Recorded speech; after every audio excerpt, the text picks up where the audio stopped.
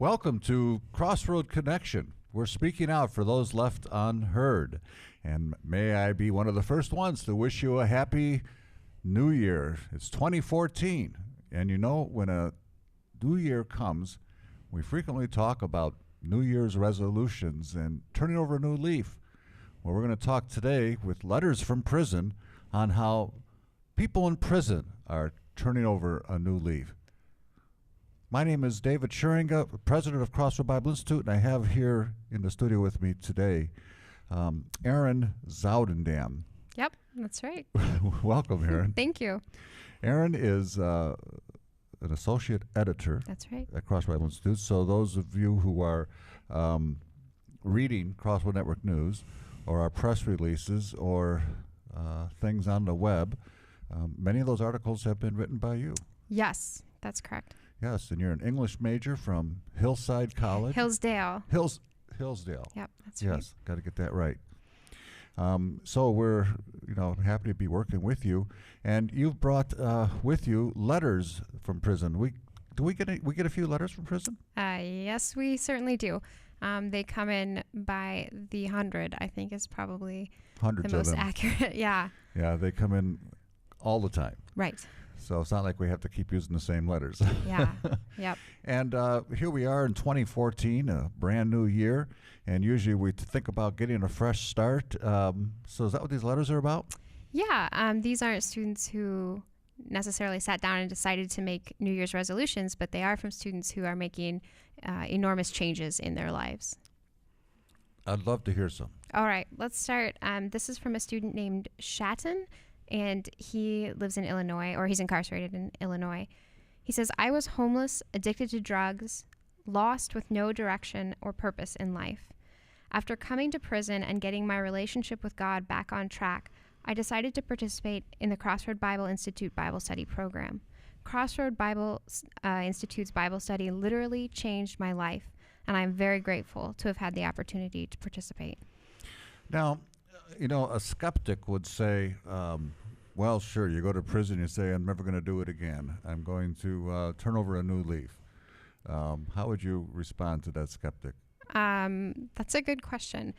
I guess when I think about my own life, I often resolve to quit things and then I don't follow through with that. So this is not a prisoner problem? Right. I love it. Yeah, I mean, there are a lot of things. That's like when people talk about jailhouse religion, Yeah.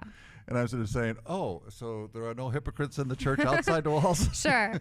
So, but I think... Okay, so not keeping a resolution is a human thing. Right, and to resolve and fail thing. is probably a more constructive step than to just be pretty content with whatever bad things are going on in your life. So I know I've heard for instance, with rehab, I don't remember the exact numbers, but the first time you go, let's say you have a 50% chance of succeeding. Like with alcohol or something. Right. But then the second time you go, you have another 50% chance. So the more times you go to rehab, the more likely you are to recover. Oh, that's very good. Because I have heard that too, that usually a person who does finally break free from alcohol or drugs has tried many times. Right. And I think that's like we examine our own lives. That's like the person who says it's easy to quit smoking. I've done 100 times. Right. Well, hopefully it sticks during one of those times. Yeah, right. Now we're going to get some more letters here. What was this guy's name again? Satin. And now he not only said, my life has changed, but he coupled that with a decision to study with Crossroad Bible Institute and then experienced further change. Right. Now, it strikes me as an observer of behavior as a pastor, it's one thing to say, I'm going to change my life, but it's another thing to couple it with a different behavior. And the Bible study program, to stick with that, not just do a few lessons and quit, I think that shows some pretty good resolve that real change could be taking place. Would you agree? Yes. I think time is an important element too. So you could decide that you were going to get serious about your faith and do a whole bunch of Bible study for 1 week. And even if you poured 100 hours in over that week, it's probably not as good as a sustained effort over several months, which is what CBI offers. Several years. Right. In fact. Yeah. And we have noticed too that if people do start it and if they do quit, usually it's after about the first 3 or 4 lessons they kind of give up. If they get past that, they keep going. Okay. So there also is probably an example of someone, I want to do this, but then it petered out. Sure. I guess it's sort of like the parable of the seed in the shallow ground. Sure, that makes sense. It didn't get rooted. Let's have another letter. All right. This is from Eileen in Texas. I kept thinking alcohol made me feel better, but it was only a temporary fix. Studying God's word with you made me see that my Redeemer is alive. And the past year, I have made him Lord over all I am. I am no longer lost or full of fear because he lives in me. I pray when I am released this June that he can use me to help others as you have when I was so desperate. I'm so looking forward to my new and improved life, and I'm so looking forward to seeing my daughter and my 3 grandsons when I am released. And she is where? In Texas. In Texas. Mm-hmm. We find that frequently female inmates, female people who are incarcerated, I guess they tend to do a little bit better in recidivism rates because they have a desire to be with their kids and stuff again. They have something to shoot for. And she definitely feels that she has a new life. Mm-hmm. Now, this takes on a different tone than the other letter, but there's a similar thing going on. She was moved by the fact that we helped her. Right, yeah. And now she wants to help others. Mm-hmm. So she's motivated by seeing her kids again, but her, I think, motive for change is because she experienced it through the help of others. Sure. So once again, that's more than simply a blind statement. I want to do better and change my life. Yeah, and I think all of us have experienced that. We tend to do a lot better if we have a role model or a mentor or even just an accountability partner, something like that. And of course, that speaks to our whole program because you have these personal instructors who do become surrogate parents or friends and mentors and so forth. And the students definitely consider them at that level. That model helps that change to actually happen. Yeah. Do you have another one? I do. This is from Robert, and he is from CBI Canada, from Saskatoon. And he says, I see the Lord working in all parts of my life. He took a man full of hate and despair with little hope. This man is me just over 3 years ago. I was nothing. I lived in a homeless shelter, used crack on a daily basis as well as needles. I did not care if I lived or died, but the Lord had a different plan for my life. The Lord has used me as a tool for him since I've been in prison. God has used me to teach others in Bible study courses through different schools. The courses through CBI have opened me up to a new understanding of learning and have greatly strengthened my walk with the Lord and have given me a new perspective on life. In short, Crossroad has given me a new life. That is a beautiful, beautiful testimony of how much the program means to them and how this personalized, in-depth biblical program can truly help people on their journey for the new life. Yeah. Have you been, it's 2014, a brand new year. Have you been a New Year's resolution kind of person? I'm not, because I don't like to fail. So I feel like if I don't resolve anything foolhardy, then I won't fail to keep up with it. Yeah. Okay. So why make a resolution that you might not keep? Yeah. Sometimes I guess I do decide to read a certain number of books over the year or something like that. But you seem like a very structured, disciplined kind of person. How could you fail? Oh, gosh. Well, I could just give you a list, or we could just kind of skip, right over that, either one. I feel like goal setting is a skill, and it's probably something that, we're all not great at. And then maybe our students, especially coming from their past, have not. I mean, we hear that. They say, this certificate is the first thing that I've accomplished or something like that. First thing I ever finished. Yeah. Right. So that could be one of those kind of residual benefits of the CBI program, is that it helps the students learn something that we all need help with, which is how do you accomplish something you want to accomplish. Right, and I think that also underscores the potential for CBI students to truly be making a new way, because as they finish these courses, get that certificate, there's a lot of reinforcement there, of course, But as you said, they frequently will say, "This is the first thing I ever finished," because Right. many of them, their lives are littered with unfinished projects, projects and failed attempts. Right. Um, Often through no fault of their own because they didn't have the right family structure growing up.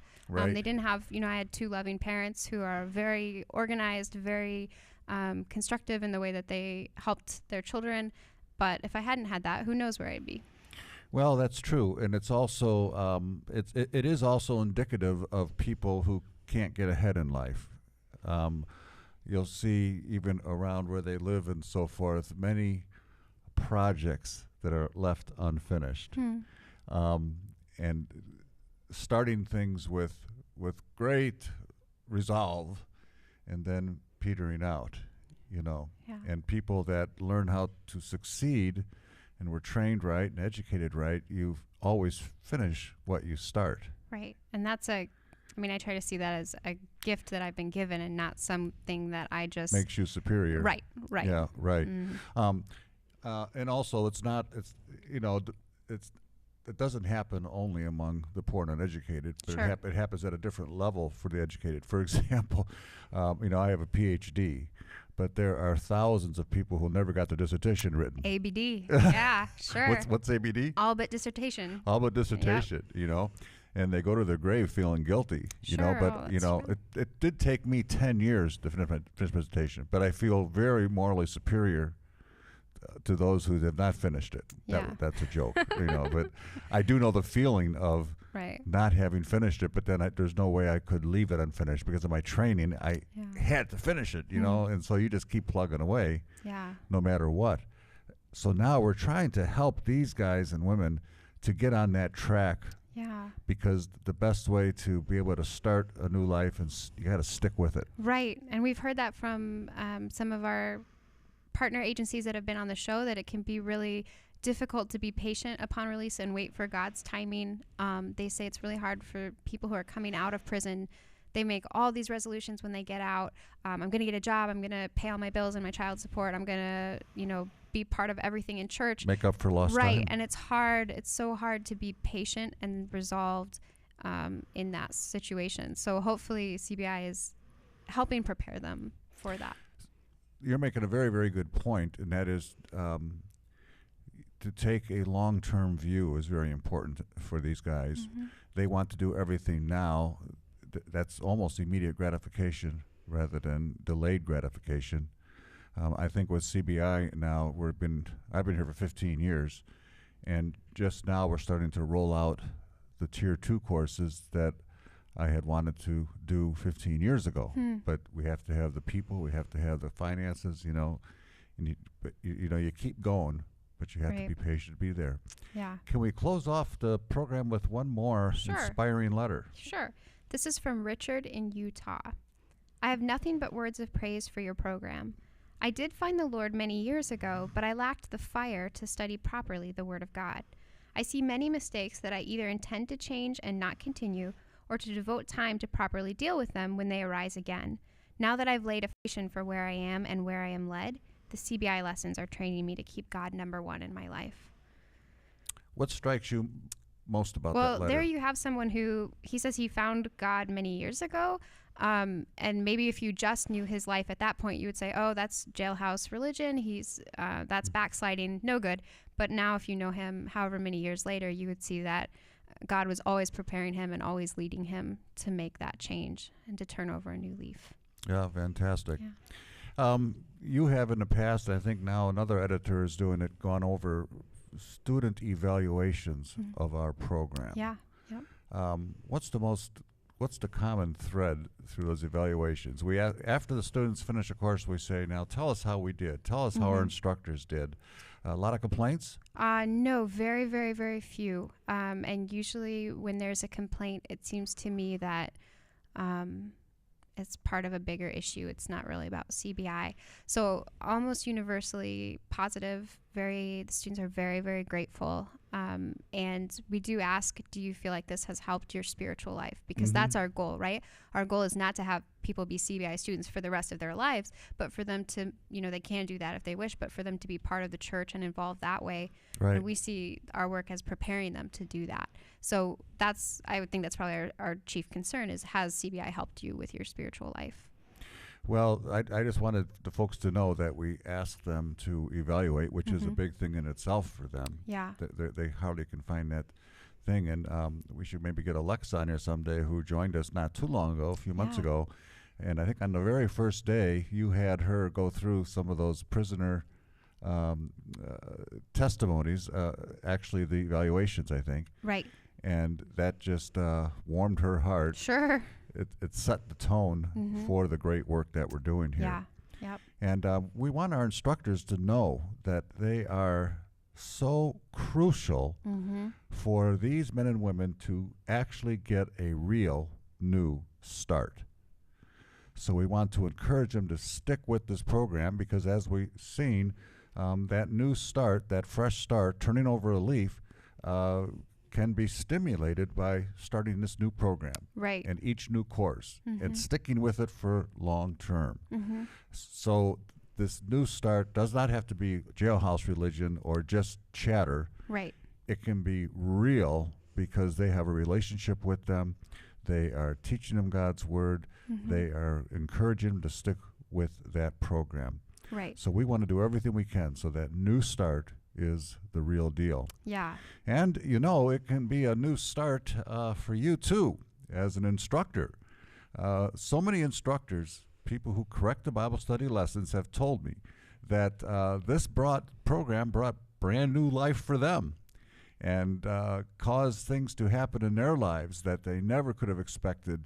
And so you can start off 2014. If you're not an instructor, why don't you go to our website at cbi.tv and click on the Get Involved clip and go down and get our instructor training materials and become a CBI instructor and watch new life, new enthusiasm come to you in 2014.